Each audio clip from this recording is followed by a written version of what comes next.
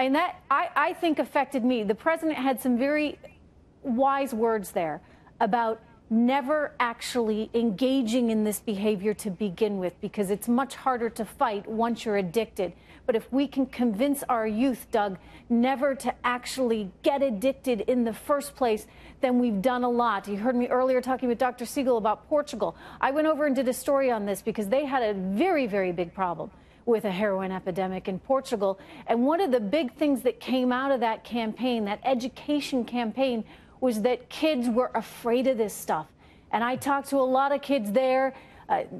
Granted, Portugal's got some issues with alcohol, but the young kids there, they had no interest in teenagers, no interest in this, any kind of illicit drugs, because they knew what it did to their parents' generation. How powerful was Nancy Reagan's campaign? How powerful could Donald Trump's campaign be in terms of fighting this epidemic?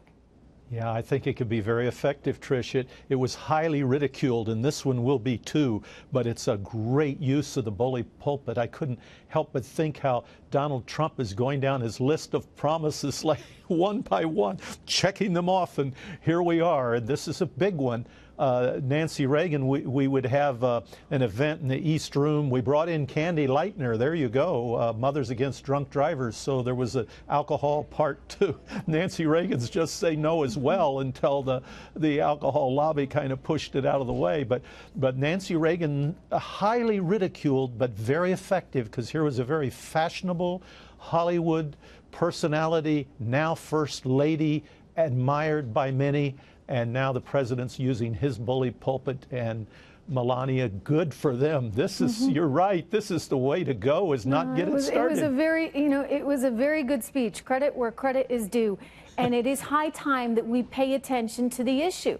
And, I don't know, I can't imagine people would be so crude as to ridicule him for this as they did Nancy Reagan, because when you look at the challenges, Doug, we now face as a nation. When you look, he rattled off the statistics in the beginning, the idea that opioids are killing more people than homicides and traffic accidents combined. These are startling numbers. Yeah, it has to change socially. I saw both because I was working for George H.W. Bush, who was the vice president.